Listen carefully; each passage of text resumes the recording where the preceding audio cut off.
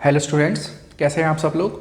आज हम लोग डिस्कस कर रहे हैं class 9th science chapter number 2 that is matter around us pure.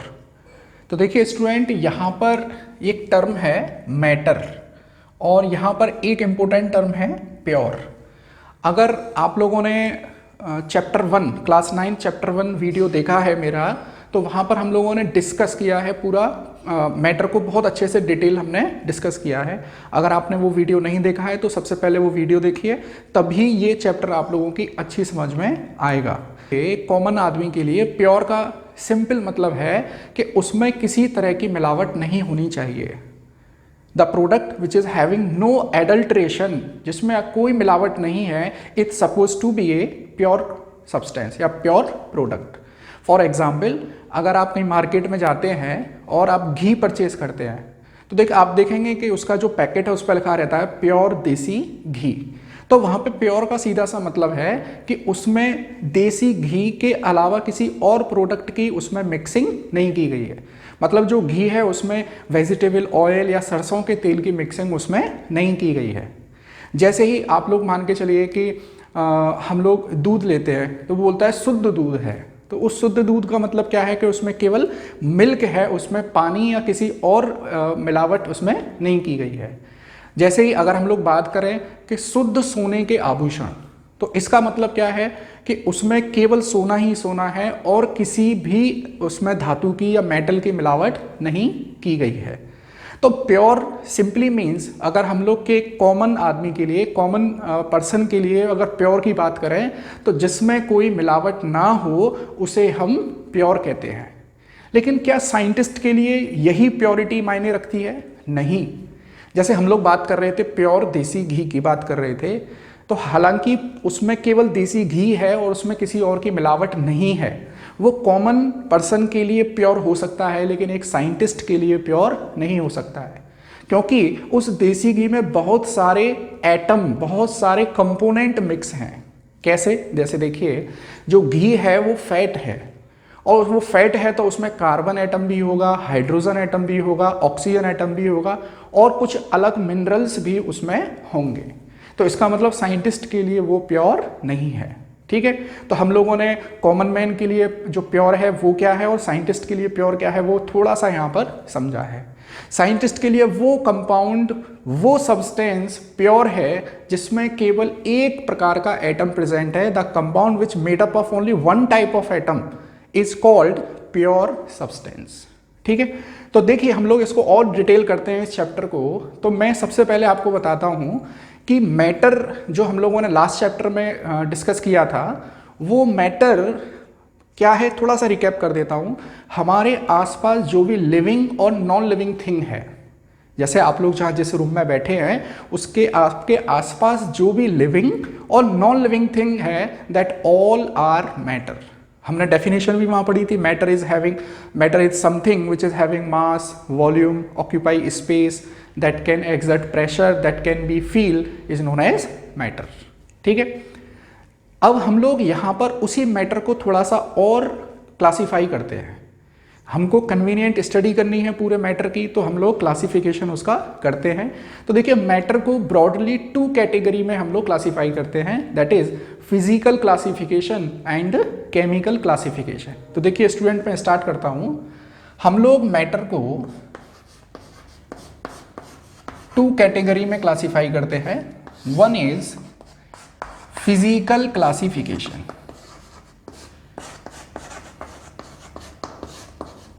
Physical classification. देखिए स्टूडेंट्स, जहां भी आप लोग फिजिकल वर्ड सुने तो फिजिकल का मतलब होता है that can be observe easily, जिसको हम लोग बहुत इजीली ऑब्जर्व कर सकते हैं, physical classification. Next come to chemical classification, chemical classification. इसमें वो प्रॉपर्टी इंक्लूड होंगी जिसको हम लोग इजीली ऑब्जर्व नहीं कर सकते हैं, जिसके लिए हमको कुछ साइंटिफिक तरीके की जरूरत पड़ती है। तो देखिए फिजिकल क्लासिफिकेशन में हम लोग मैटर को फिजिकल स्टेट की बेसिस पर क्लासिफाई करते हैं, on the basis of physical state. Physical state. अब देखिए फिजिकल स्टेट की बेसिस पर मैटर को हम लोग सॉलिड, लिक्विड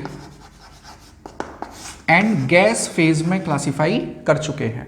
इनकी सारी प्रॉपर्टीज, क्या क्या सिमिलरिटीज हैं, क्या डिफरेंस है, कौन सी प्रॉपर्टी मैक्सिमम है, मिनिमम है, that we all have discussed in chapter number 1, that is matter in our surrounding. ठीक है, अब आइए केमिकल क्लासिफिकेशन। तो देखिए in this heading we classify the matter in two categories. The one category is pure substance,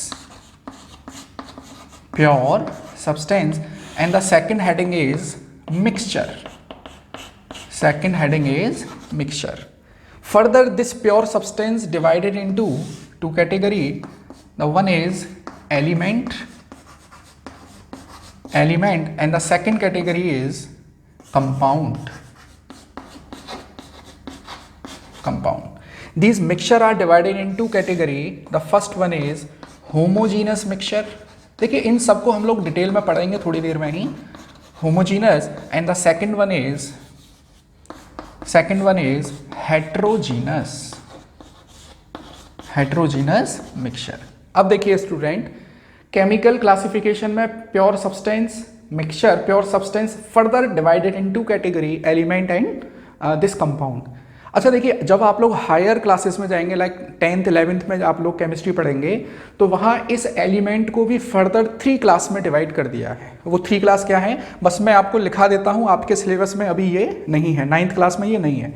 element को हम लोग 3 categories में पढ़ लेते हैं, दैट इज मेटल, आप लोग 10th में पढ़ेंगे सब, non metal, and this is metalloids.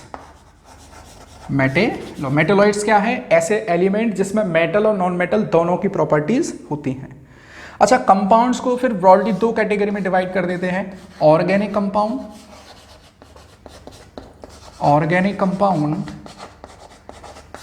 And inorganic compound. Inorganic अभी के लिए बता देता हूं, ये सब बहुत डिटेल में आएगा आप लोगों के यहाँ 10th क्लास 11th क्लास में।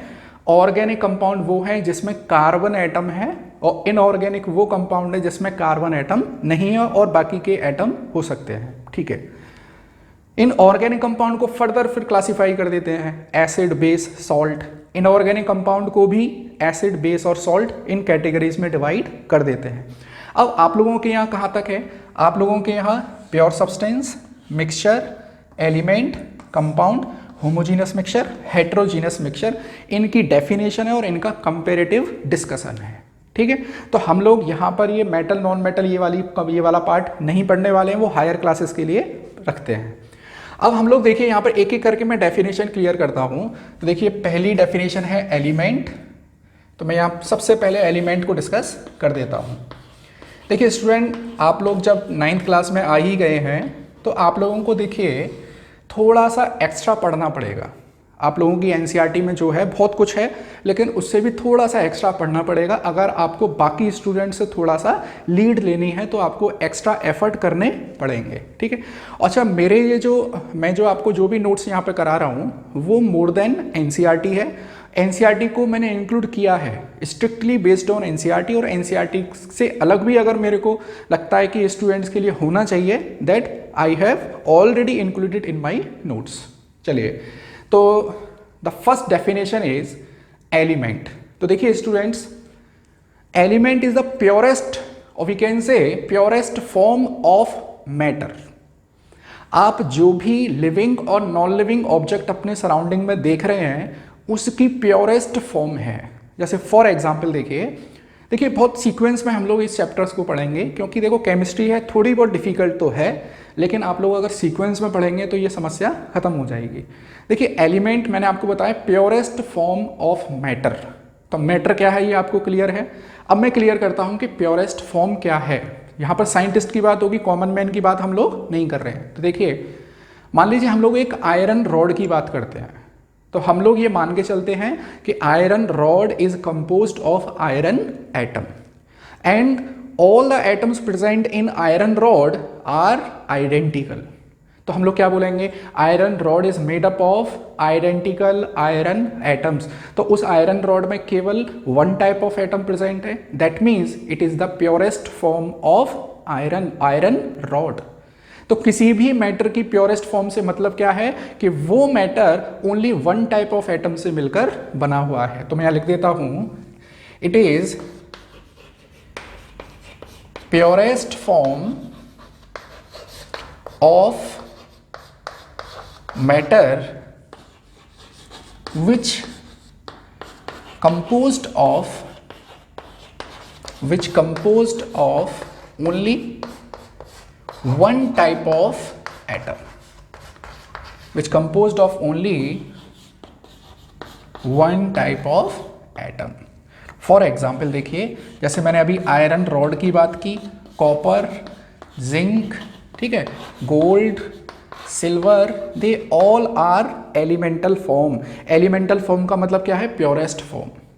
When ever we talk about, जैसे अभी आगे चल के आप लोग पढ़ेंगे पीरियोडिक क्लासिफिकेशन ऑफ एलिमेंट, तो हम लोग केमिस्ट्री में जो क्लासीफाई करते हैं एलिमेंट्स को, इसका मतलब क्या है कि हम लोग मैटर की, जैसे आयरन की प्योरेस्ट फॉर्म को क्लासीफाई कर रहे हैं, गोल्ड की प्योरेस्ट फॉर्म को क्लासीफाई कर रहे हैं, सोडियम की प्योरेस्ट फॉर्म को क्लासीफाई कर रहे हैं। चलिए, तो ये मैंने यहाँ पे इसके एग्जाम्पल आपको करा दिए। सेकंड में आता हूँ, that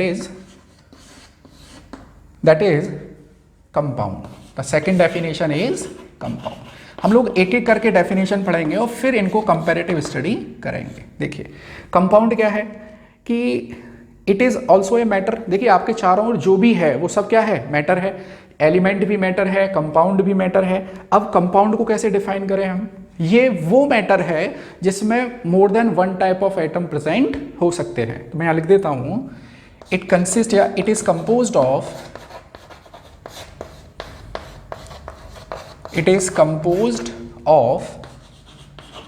more than one type of atoms. एक से ज्यादा एटम, एक से ज्यादा टाइप के एटम्स इसमें प्रेजेंट हैं, but in fixed proportion, but always in fixed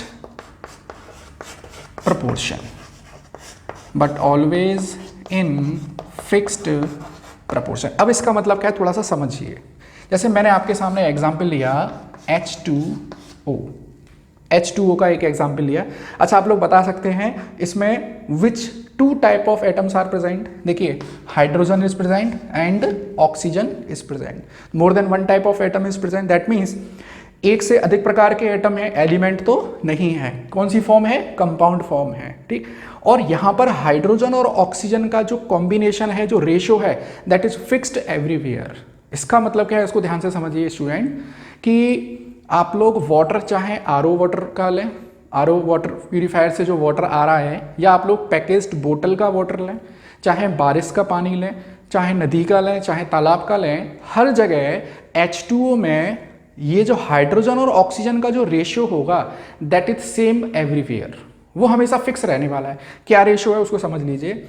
हम लोग आगे हायर क्लासेस में पढ़ेंगे कि ये जो हाइड्रोजन है, इसका एटॉमिक वेट है 1 ग्राम, ऑक्सीजन का एटॉमिक वेट कितना है 16 ग्राम, और हाइड्रोजन कितनी आ रही है यहाँ पर 2।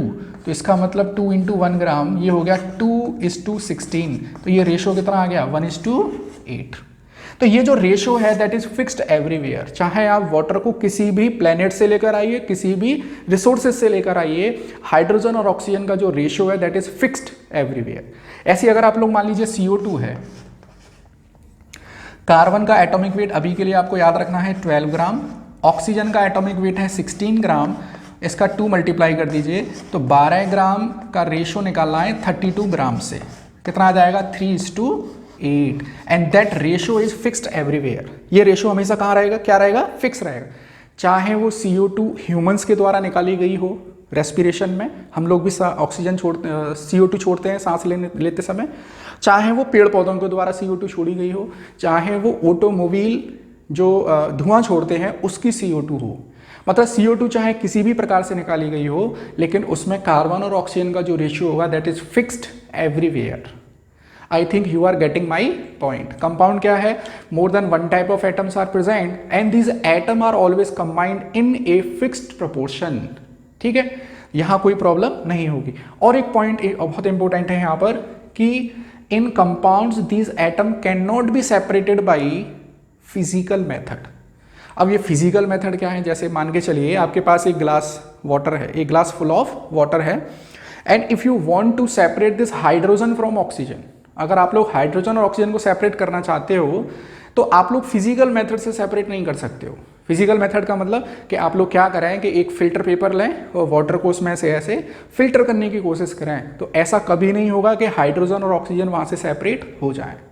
तो हम लोग कंपाउंड्स को सेपरेट फिजिकल मेथड से नहीं कर सकते हैं, ये बहुत इंपॉर्टेंट पॉइंट है। तो यहाँ पर they cannot be separated by their atoms cannot be separated by physical method। ये पॉइंट आप लोग यहाँ कहीं नोट लगा के अच्छे से लिखेंगे अपने नोट्स में।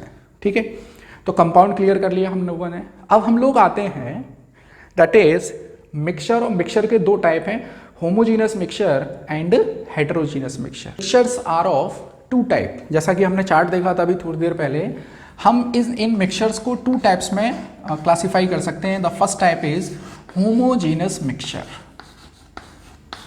होमोजीनस मिक्सचर, देखिए होमो मीन्स यूनिफॉर्म। मिक्सचर ऐसा मिक्सचर जिसमें सिंगल फेज है। अब ये फेज क्या है इसको मैं थोड़ा सा क्लियर करता हूं। जैसे हम एक एग्जांपल लेते हैं, मेरे पास एक बीकर है, इसमें मैंने लिया वाटर। ठीक है, ये वाटर है इसमें, और हमने इसमें ऐड कर दी NaCl, हमने इसमें नमक सॉल्ट इसमें ऐड कर दिया। तो हम लोग देखते हैं कि as soon as we add the table salt into water, it get completely dissolve. It completely dissolve into water and now we cannot distinguish where is salt and where is remaining water। हम लोगों को पूरा का पूरा क्या दिखाई देता है? वो वाटर दिखाई देता है। We cannot see the NaCl particles, the NaCl molecules through the naked eyes। ठीक, तो यहाँ पर जब आप लोग बीकर को देखेंगे तो वहाँ पे केवल आपको एक ही फेज दिखाई देगी, मतलब एक ही फिजिकल स्टेट आपको दिखाई देगी। अगर आप लोगों के पास एक गिलास पानी है, आप उसमें शुगर ऐड करते हैं और उसको थोड़ा सा ऐसे हम लोग स्टेयर कर देते हैं, स्टेयर करने से क्या हुआ कि जो शुगर हमने उसमें डिसॉल्व किया वो कंप्लीटली सॉल्युबल हो जाती है उसमें।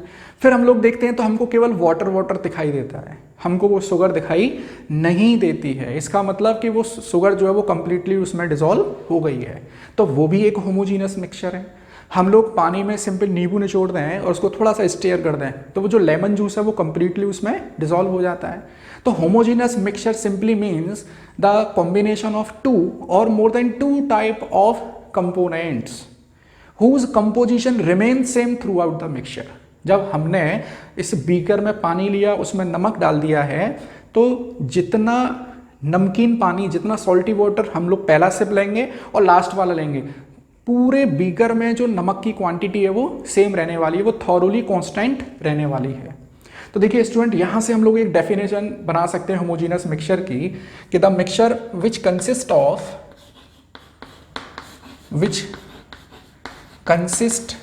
ऑफ टू तो होने ही होने हैं, और मोर देन टू से ज़्यादा भी हो सकते हैं, टू और more than two substance, two और more than two substance which consist of two or more than two substance and whose composition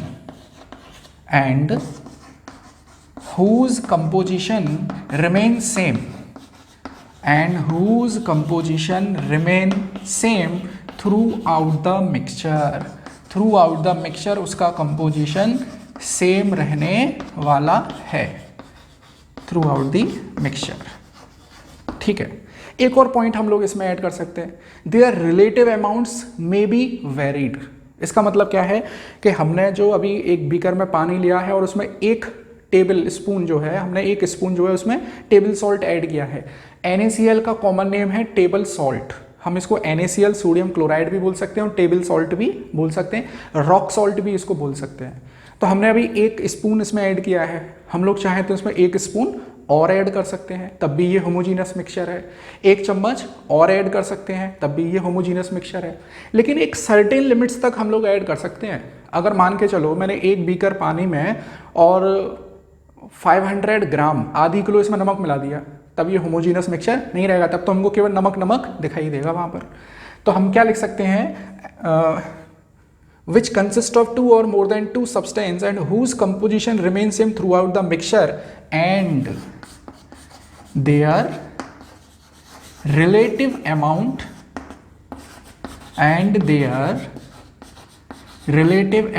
may be varied within certain limits। इनका amount very कर सकते हैं विदिन सर्टेन लिमिट्स। ये बहुत important point है और थोड़ा सा मैं आपकी 9th क्लास से अप लेवल की मैंने ये डेफिनेशन आपको लिखवाई है, ताकि ऐसा ना हो 10th क्लास में आपको अपनी डेफिनेशन में मॉडिफिकेशन करना पड़े। ये थ्रू आउट द लाइफ आप लोग सॉल्यूशन को, होमोजीनस मिक्सचर को आप लोग इसी डेफिनेशन से इंट्रोड्यूस कर सकते हैं। क्या है homogeneous mixture? The mixture which consist of 2 or more than 2 substance and whose composition remains same throughout the mixture and their relative amount may be varied within certain limits। ठीक, अब देखिए इसी होमोजीनस मिक्सचर को ही हम लोग बोलते हैं solution. इस होमोजीनस मिक्सचर को ही क्या बोल देते हैं? सॉल्यूशन।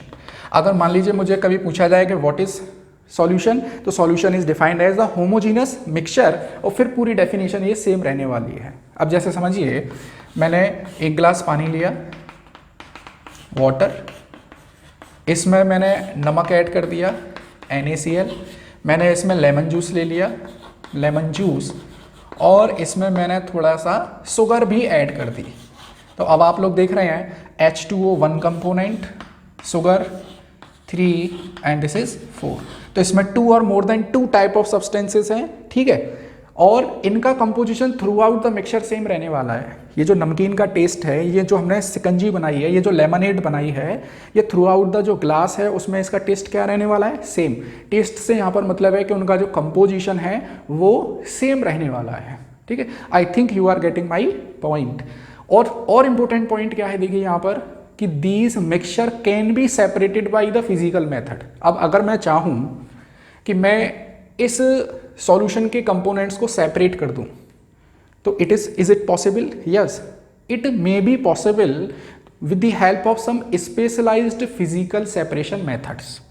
अब अगर आप लोग चाहें, अगर आप लोग ये सोचें कि हमने ये जो अभी होमोजीनस मिक्सचर बनाया है, इसको अगर फिल्टर मेथड से अगर हम लोग सेपरेट कर दें तो नहीं कर पाएंगे।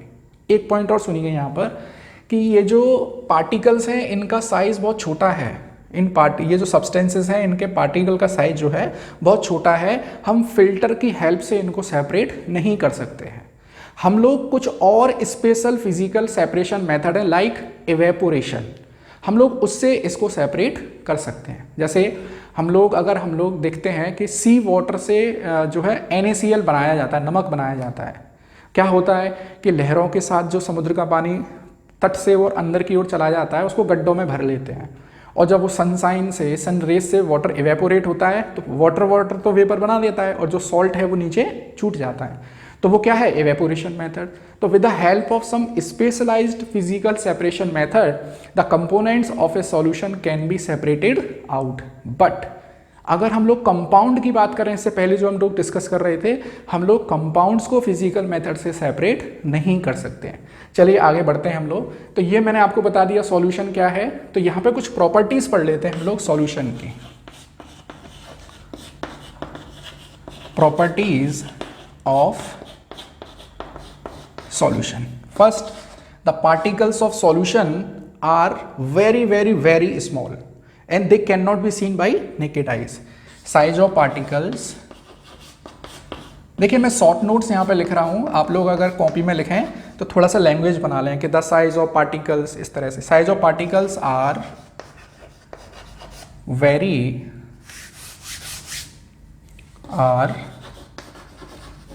Very small.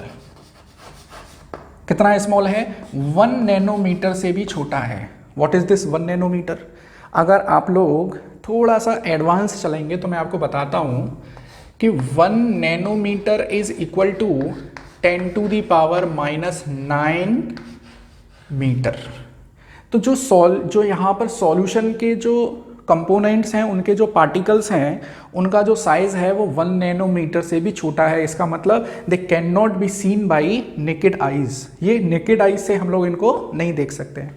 सेकंड, अब ये पार्टिकल्स इतने छोटे हैं, जैसे हमने एक ग्लास में पानी लिया, उसमें हमने टेबल सॉल्ट ऐड कर दिया, तो जो नमक के पार्टिकल्स हैं वो इतने छोटे हैं कि उनके ऊपर ग्रेविटेशनल फोर्स काम ही नहीं करेगा। तो चाहे अब इस ग्लास जिसमें पानी है और नमक है, आप लोग चाहें इसको 1 ईयर 2 ईयर 3 ईयर ऐसे ही रखे रहने दीजिए, ये नमक कभी भी नीचे सेटल डाउन नहीं होगा। ये कभी भी नीचे सेटल डाउन नहीं होगा, क्योंकि पार्टिकल्स इतने छोटे हैं कि इनके ऊपर ग्रेविटेशनल फोर्स काम नहीं करता है। तो मैं यहाँ पे लिख देता हूं, दीज पार्टिकल्स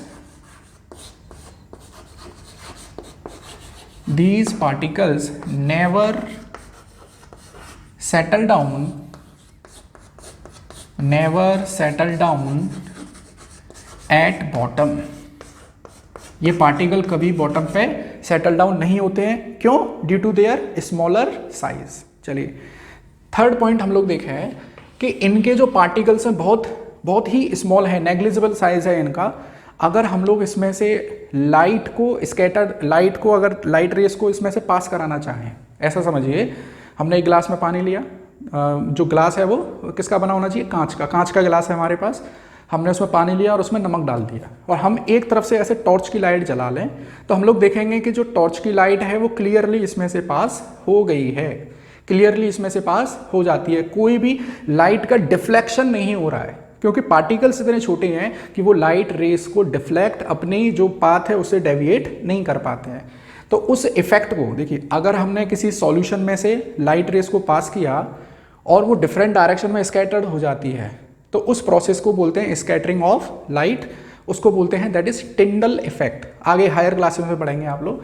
तो मैं यहाँ क्या लिख सकता हूं कि स्कैटरिंग ऑफ लाइट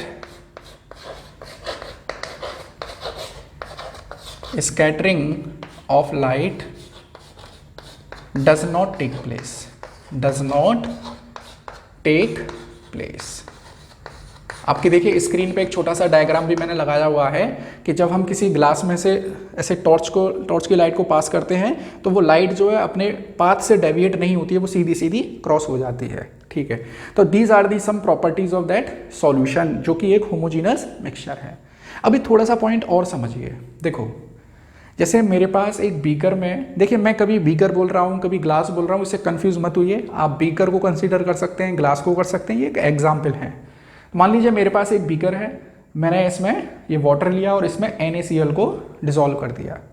अब यहाँ पे सॉल्यूशन में अगर हम लोग सॉल्यूशन को स्टडी करते हैं, तो solution basically consist of 2 type of component. एक तो वो जिसमें सब्सटेंस को घोला जाता है, और एक वो जिस सब्सटेंस को घोला जाता है। दोबारा से सुनिए, जैसे मैंने ग्लास लिया, उसमें पानी लिया और मैंने उसमें नमक ऐड कर दिया, तो मैंने नमक को किस में ऐड किया? वाटर में। ठीक है, और किसको ऐड किया है? नमक को ऐड किया है। तो जिसमें डिसॉल्व करते हैं वो सॉल्वेंट है, जिसको डिसॉल्व करते हैं वो सॉल्यूट है। तो that we will see here. If we talk about the components of mixture, there are 2 types of component, or we can say 2 components in a homogeneous mixture. 2 components. The first component is solute. And the second component is solvent. देखिए, इसको मैं थोड़ा सा define कर देता हूं। solute क्या है? which is dissolved, जिसको घोला जाता है, which is dissolved, and solvent is in which solute is dissolved, जिसमें solute को डिसॉल्व किया जाता है। तो नाउ आप लोग इनमें डिफरेंस समझ सकते हैं। सॉल्यूट जिसको घोला जाता है एंड सॉल्वेंट जिसमें घोला जाता है। तो अगर मैं यहाँ पर बात कर रहा हूँ, मेरे पास वाटर है और मैंने वाटर में नमक को घोला है, सॉल्ट को घोला है, तो ये सॉल्ट क्या हो गया? ये सॉल्ट हो गया सॉल्यूट, और ये वाटर हो गया सॉल्वेंट। ठीक है, now I think you are getting my point clearly. चलिए अब हम लोग देखें कि किसी सॉल्यूशन में सॉल्यूट एक से ज़्यादा हो सकते हैं। किसी भी होमोजीनस मिक्सचर में, जिसको हम लोग सॉल्यूशन बोल रहे हैं, उसमें एक से ज़्यादा सॉल्यूट हो सकते हैं। जैसे मैंने आपको अभी एक एग्जांपल कराया था कि मान लीजिए मैंने ये वाटर लिया और वाटर में मैंने सॉल्ट ऐड किया, मैंने लेमन जूस ऐड किया और मैंने थोड़ी सी शुगर ऐड कर दी। तो देखिए इस सॉल्यूशन में सॉल्वेंट तो एक ही है, लेकिन सॉल्यूट देखो 1 2 एंड दिस इज 3। तो एक पॉइंट और क्लियर हुआ यहाँ पर। हालांकि ये थोड़ा सा एडवांस टॉपिक है, मैं अभी थोड़ा सा बता देता हूँ आपकी जानकारी के लिए कि किसी भी सॉल्यूशन में सॉल्यूट एक से ज़्यादा हो सकते हैं, लेकिन सॉल्वेंट विल ऑलवेज बी 1। तो मैं यहाँ पे एक पॉइंट लिखता हूँ बॉक्स में, solute may be more than 1 but solvent always be 1। Solvent हमेशा कैसा होगा? एक ही होगा। सॉल्वेंट एक होगा, सॉल्यूट एक से ज़्यादा हो सकते हैं। चलिए अब यहाँ पर देखिए आपके एनसीईआरटी में एक छोटा सा टॉपिक दे रखा है, that is the concentration of solution. Concentration of solution, इसको हम लोग समझ लेते हैं। देखिए कंसंट्रेशन का सीधा सा मतलब है wait of solute and dissolved in wait of solution. देखो आपको एक चीज और क्लियर कर देता हूं, this is solvent, this is solute. When solute is added in solvent then it become solution। तो हमको एक बात समझ में आ रही है यहाँ पर, एक बात क्या समझ में आई कि solute plus solvent is equal to solution। ठीक है। अच्छा अगर मैं इसको ऐसे लिखूं, weight of solute plus weight of solvent, तो ये किसके बराबर होगा? वेट ऑफ सॉल्यूशन के बराबर होगा। वेट ऑफ सॉल्यूशन के बराबर होगा। तो कंसंट्रेशन ऑफ सॉल्यूशन को हम लोग सिंपली कैसे डिफाइन कर सकते हैं? It is defined as the amount of solute which is dissolved in 100 gram of solution. मतलब हमको कंसंट्रेशन यहाँ पर परसेंट में निकालनी होगी। आप लोग जानते हैं कि जैसे आपके मान लीजिए इंग्लिश में आपके मार्क्स आते हैं 100 में से 34, तो how much percent you get? 34%। In math you are getting 94 marks, that means how many percent? 94%। तो per 100 gram of solution what amount of solute is present is known as concentration of solution। Higher classes में आप लोग concentration के लिए दूसरे terms भी पढ़ेंगे, like molarity पढ़ेंगे, आप लोग मोल फ्रैक्शन पढ़ेंगे, वो आगे की चीज़ है। अभी के लिए तो देखिए मैं ऐसे लिख सकता हूँ, वेट ऑफ सॉल्यूट ओवर, या मैं इसी को देखो इसी फॉर्मूले को ऐसे लिख सकता हूँ, देखिए wait of solute over weight of solution into 100। तो यहां से हम लोग यहां से इसी कंसंट्रेशन को हम लोग परसेंटेज में लिखेंगे। कैसे लिखेंगे? देखिए परसेंट वेट बाई वेट। हमने सॉल्यूट का क्या लिया है? वेट लिया है। सॉल्यूशन का क्या लिया है? वेट लिया है। अगर मैं सॉल्यूट का वॉल्यूम लेता हूं यहां पर, तो मैं इसको बोलूंगा परसेंट वॉल्यूम, और सॉल्यूशन का भी वॉल्यूम लेता हूं तो परसेंट वॉल्यूम बाई वॉल्यूम। ऐसे ही अगर मैं सॉल्यूट का तो वेट लेता हूं और सॉल्यूशन का लेता हूं वॉल्यूम, तो परसेंट वेट बाई वॉल्यूम। अब एक क्वेश्चन आपके एनसीईआरटी में गिवन है, सॉल्व क्वेश्चन है, उसी क्वेश्चन को मैं यहाँ डिस्कस कर लेता हूँ। In 320 gram of water you have to dissolve 40 gram of salt. Question कुछ आपकी स्क्रीन पर भी क्वेश्चन दिखाई दे रहा होगा। तो देखिए मैं थोड़ा सा डायग्रामेटिक बना देता हूँ इस क्वेश्चन को, कि you have 320 gram of water and in this water you have to add 40 gram of salt and you have to calculate the concentration of this solution। तो देखिए हम लोग जानते हैं कंसंट्रेशन का फॉर्मूला है, concentration C is equal to weight of solute weight of solute divided by weight of solution multiplied by 100। तो देखिए in question you can see the weight of solute is 40 gram and the weight of solution, solvent का weight है 320 gram and solute का weight है 40 gram. तो weight of solution कितना होगा, weight of solute plus weight of solvent, तो that will be 320 plus 40 in multiplied by 100। तो you will get 40 gram over 360 into 100. When you will calculate it, the answer will be 11.1% weight by weight। ठीक है, तो on the basis of this concentration a solution can be dilute or concentrate। तो मैं यहाँ पे थोड़ा सा clear करता हूँ, आपकी एनसीईआरटी में एक वर्ड दिया गया है dilute solution, dilute solution and concentrated solution. Concentrated solution को हम लोग शॉर्ट में ऐसे लिख देते हैं, सॉल्यूशन को मैं शॉर्ट में ऐसे लिख देता हूँ, आप लोग कंप्लीट उसको लिखेंगे। चलिए मान लीजिए हमारे पास फॉर एग्जांपल यहाँ पर 100 ग्राम वाटर है और मैंने यहाँ पर केवल 2 ग्राम ऑफ सॉल्ट इसमें ऐड किया, 2 ग्राम ऑफ सॉल्ट। और दूसरा मेरे पास एक सॉल्यूशन, इसमें मैंने 100 ग्राम वाटर है और इसमें 4 ग्राम ऑफ सॉल्ट मैंने ऐड किया। अब आप लोग देखिए in which solution more amount of solute is added, definitely in this solution.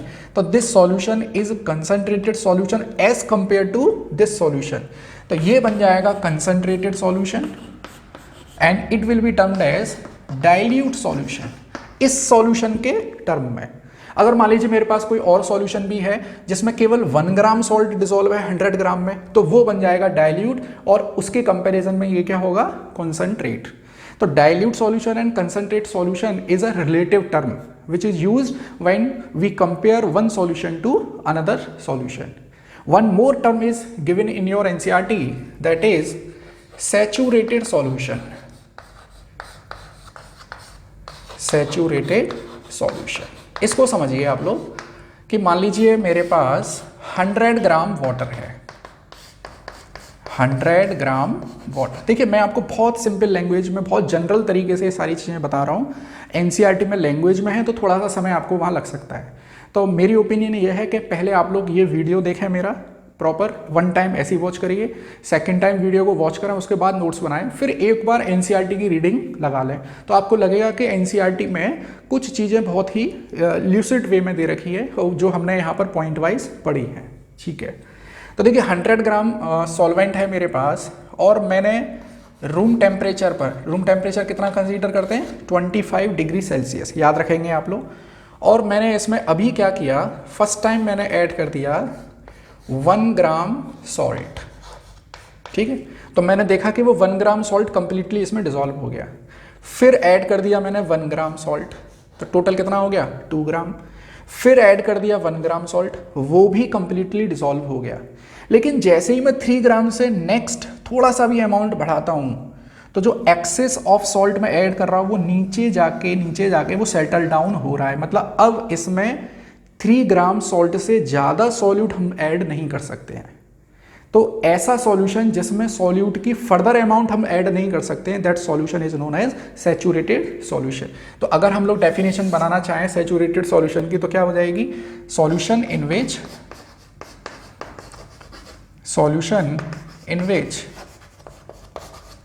No further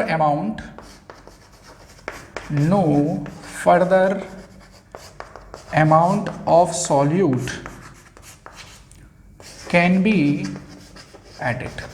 No further amount of solute can be added at given temperature। ये भी बहुत इंपॉर्टेंट पॉइंट है, जो केमिस्ट्री हम लोग पढ़ते हैं उसमें टेम्परेचर प्रेशर का बहुत बड़ा रोल है। तो टेम्परेचर कांस्टेंट रहना चाहिए। मान लीजिए अगर मैंने टेम्परेचर 25 से 40 डिग्री कर दिया, तो मे बी पॉसिबल कि 4 gram of salt can dissolve in this 100 gram of solvent. तो student please take a note, the temperature should be remain same. Temperature क्या रहना चाहिए, कांस्टेंट रहना चाहिए। एक पर्टिकुलर टेम्परेचर पर एक सॉल्यूशन में मैक्सिमम अमाउंट हम डिजॉल्व कर चुके हैं, उससे आगे हम लोग और अमाउंट डिजॉल्व करेंगे तो जो एक्स्ट्रा अमाउंट होगा सॉल्यूट का वो नीचे जाके प्रेसिपिटेट हो जाएगा। ठीक है। तो अब आपको मिलेगा सैचुरेटेड सॉल्यूशन। एक और टर्म दे रखा है एनसीईआरटी में, that is solubility. What is solubility? तो देखिए किसी भी सैचुरेटेड सॉल्यूशन में the maximum amount of solute which is present in saturated solution is known as its solubility. अब यहाँ पर इस सॉल्यूशन में 3 ग्राम ऑफ सॉल्ट क्या है इसके लिए, इसकी सॉल्युबिलिटी है, बिकॉज हम लोग और फर्दर अमाउंट सॉल्यूट का ऐड नहीं कर सकते। तो what is the concentration? Concentration है जैसे मैं इस सॉल्यूशन में मैंने 1 ग्राम इसमें डिसॉल्व किया था, वो कंसंट्रेशन है। 2 ग्राम ऐड किया था, कंसंट्रेशन है। लेकिन मैं 3 ग्राम से जैसे ज़्यादा ऐड करूंगा तो फिर यहाँ पर वो प्रेसिपिटेट हो रहा है। That means 3 gram is the maximum concentration. जो मैक्सिमम कंसंट्रेशन होती है सॉल्यूशन की, वही सॉल्युबिलिटी बन जाती है। ठीक है, I think you got my point clearly. तो ये था हमारे पास dilute, concentrate, saturated and the solubility term. ठीक है, एक और एग्जाम्पल है एनसीईआरटी में, that is alloy. Alloy is also the example of homogeneous mixture. तो इसको मैं थोड़ा सा क्लियर करता हूं, समझिए। देखिए सॉल्यूशन का ये मतलब बिल्कुल नहीं है कि solution will always be in liquid state. Solution की फिजिकल स्टेट लिक्विड भी हो सकती है, गैस भी हो सकती है और सॉलिड भी हो सकती है। जैसे मैं एक एग्जांपल देता हूँ, जैसे एलॉय। एलॉय क्या है? जैसे एक एग्जांपल है एलॉय का, दैट इज ब्रास, पीतल जिसको बोलते हैं। और इस एलॉय में, इस ब्रास में कॉपर और जिंक प्रेजेंट होते हैं, दो मेटल प्रेजेंट होते हैं। ठीक है, और इनका जो रिलेटिव अमाउंट है वो वेरी भी कर सकता है। जैसे 30% कॉपर है, 70% जिंक है, तो ये अमाउंट वेरी कर सकता है। वो 68 हो सकता है, 32 हो सकता है, 31, 69, इस तरह से वो वेरी कर सकता है। तो देखिए ये हमारी डेफिनेशन में सूट कर रहा है क्या, कि components of more than 1 type of component, भाई 2 तो है ही, कॉपर और जिंक तो है ही, तो 2 कंपोनेंट है, इसका मतलब मिक्सचर तो है, और इनका रिलेटिव अमाउंट वेरी भी कर सकता है, और their composition remain same through out the mixture. जैसे हम लोग अपने घर में जो ठाकुर जी के विग्रह रखते हैं वो पीतल के बने हुए हैं, लेकिन हम लोग डिस्टिंग्विश नहीं कर सकते हैं कि कौन सा हाथ कॉपर का है, कौन सा हाथ जिंक का है, because the copper and zinc thoroughly mixed with each other. तो देयर जो mixture, their proportion is remain same, their composition remain same throughout the mixture. That means the alloy is a type of homogeneous mixture, और alloy की physical state क्या है? solid है। ऐसे ही मैं example लूँ एयर का। Air is also a mixture, but the physical state of air is gas. That means solution में बी गैस, सॉल्यूशन में भी सॉलिड। अब एयर में कौन कौन से कंपोनेंट्स हैं? ऑक्सीजन है, नाइट्रोजन है, आर्गन है, कार्बन डाइऑक्साइड है, वाटर वेपर्स हैं, तो they all form the air, and air is also a homogeneous mixture. ठीक है, ऐसे ही अगर हम, जैसे हम बहुत सारे एग्जाम्पल डिस्कस किए, एक बीकर में पानी लिया, उसमें हमने सॉल्ट डाल दिया, तो वो भी एक होमोजीनस मिक्सचर है। तो सॉल्यूशन में भी सॉलिड, सॉल्यूशन में भी लिक्विड, सॉल्यूशन में भी गैस। ठीक है, एक पॉइंट याद रखेंगे, किसी भी सॉल्यूशन में सॉल्वेंट हमेशा एक ही होगा, सॉल्यूट एक से ज़्यादा हो सकता है, और जो सॉल्वेंट की फिजिकल स्टेट होती है वही सॉल्यूशन की फिजिकल स्टेट होती है। ये बहुत इंपॉर्टेंट पॉइंट है। आप the heterogeneous mixture, we have discuss about the homogeneous, now come to the heterogeneous type of mixture. As the name suggest, hetero means non uniform, non uniform. तो देखिए मैं एक एग्जाम्पल आपको यहाँ पे डिस्कस करता हूँ कि suppose we have a glass full of water, और उसमें हम लोग सैंड ऐड करते हैं, हम लोग उसमें बालू मिलाते हैं। ये मेरे पास बीकर है और मैंने इसमें पानी लिया H2O, और मैंने इसमें सैंड इसमें ऐड कर दी, sand. Then what will you observe? You will observe that sand get settle down at the bottom.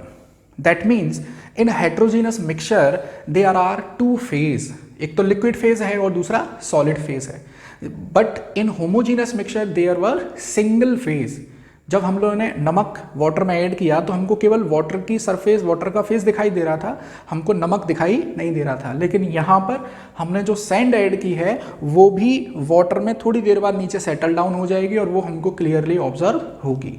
तो दैट मीन्स हेट्रोजीनस मिक्सचर को हम लोग कैसे डिफाइन कर सकते हैं? The combination, the mixture of 2 और more then 2 component that have non uniform composition.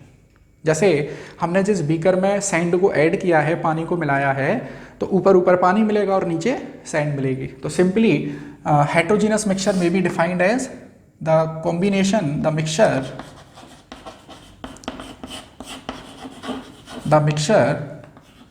which has non-uniform composition,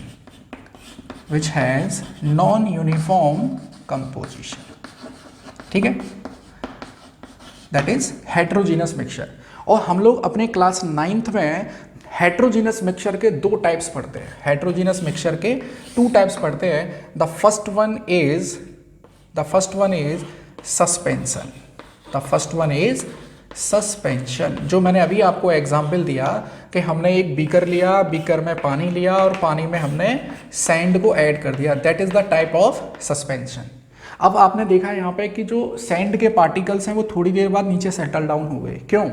because the size of sand particle is quite enough, so gravitational force act there, so they start settle down. तो यहाँ पर हम लोग देखते हैं थोड़ी देर बाद ये सेटल डाउन हो जाते हैं।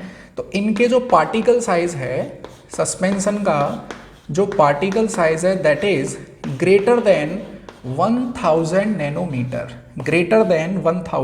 Nanometre, that's why they get settle down. ठीक, अब हम लोग आते हैं हेट्रोजीनस मिक्सचर का second type, that is colloidal solution. और देखिए इसी कोलॉइडल सॉल्यूशन को हम लोग शॉर्ट में सॉल भी लिख देते हैं, SOL। कोलॉइडल सॉल्यूशन को शॉर्ट में क्या लिख देते हैं? सॉल लिख देते हैं। ठीक है, अब कोलॉइडल सॉल्यूशन क्या है? मैं एक एग्जांपल देता हूं। जैसे हम लोग मार्केट से कफ सिरप लेकर आते हैं, that is the type of colloidal solution. हम अपने घर में मिल्क, दूध देखते हैं, that is the type of colloidal solution. अब आप लोग बोलेंगे कि दूध तो एकदम प्योर है, दूध में तो केवल सिंगल फेज दिखाई देती है, तो वो तो होमोजीनस मिक्सचर होना चाहिए, but not like that dear students. जब हम लोग मिल्क को थोड़ी देर के लिए रख देते हैं, जैसे हमने मिल्क गर्म किया, बॉईल किया और हम लोग उसको रख देते हैं, तो आप लोग देखते हैं ऊपर उसके मलाई पड़ जाती है। तो दैट मीन्स मलाई जो है वो एक डिफरेंट फेज है और जो मिल्क है वो एक डिफरेंट फेज है। बेसिकली मिल्क में प्रोटीन, फैट, कार्बोहाइड्रेट इस सब का मिक्सचर है जो कि नॉन यूनिफॉर्मली डिस्ट्रीब्यूटेड है। तभी तो ठंडा करने पर जो फैट वाला पोर्शन था, जो मलाई है, वो बेसिकली मिल्क का फैट वाला पोर्शन है। ठीक है, तो वो जो है उसके ऊपर आकर सेट हो जाती है।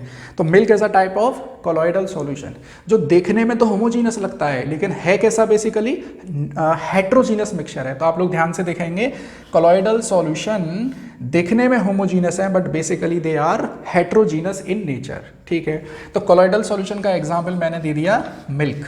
ठीक, और भी एग्जाम्पल पढ़ेंगे हम लोग, लाइक बटर, ये भी कोलॉइडल सॉल्यूशन, और भी एग्जाम्पल है देखेंगे हम लोग। तो चलिए, तो कोलॉइडल सॉल्यूशन का एक एग्जाम्पल जो मैंने आपको बताया, मेरे पास मान लीजिए ये कोई सॉल्वेंट है और इसमें मैंने ऐड किया कोई सॉल्यूट। ये क्या है? सॉल्वेंट, और ये क्या है? Solute. And after mixing they form heterogeneous mixture. और ऐसा हेट्रोजीनस मिक्सचर है जिसके पार्टिकल सेटल डाउन नहीं हो रहे हैं। देखिए, सस्पेंशन के पार्टिकल सेटल डाउन हो रहे हैं, कोलॉइडल सॉल्यूशन वो है जिसके पार्टिकल सेटल डाउन नहीं होते हैं और इसके पार्टिकल को हम लोग नेकेड आई से देख भी नहीं सकते हैं। तो इसका मतलब क्या हुआ कि कोलॉइडल सॉल्यूशन और सॉल्यूशन में क्वाइट सिमिलरिटी है बट थोड़े से बेसिक डिफरेंस भी है, दैट वी विल डिस्कस। अब देखिए, तो यहाँ पर जब सॉल्यूट के पार्टिकल सेटल डाउन नहीं हो रहे हैं तो पार्टिकल का साइज कैसा है? छोटा है, तभी तो ग्रेविटेशनल फोर्सेस के ऊपर नहीं लग रहा है। तो इसके पार्टिकल का साइज है 1 नैनोमीटर से लेकर 1000 नैनोमीटर के बीच में। अब आप लोग थोड़ा सा दिमाग की बत्ती जलाइए। सॉल्यूशन में पार्टिकल का size less than 1 nanometer, suspension में पार्टिकल का साइज मोर देन 1000 नैनोमीटर, और इसका particle size 1 nanometer to 1000 nanometer. इसका मतलब solution, colloidal solution, then suspension come on the basis of particle size range. अब एक चीज और देखिए, यहां पर कोलॉइडल सॉल्यूशन में सॉल्यूट को बोलते हैं डिस्पर्स्ड फेस। क्या बोलेंगे? Dispersed phase. शॉर्ट में हम लोग इसको डीपी बोल सकते हैं।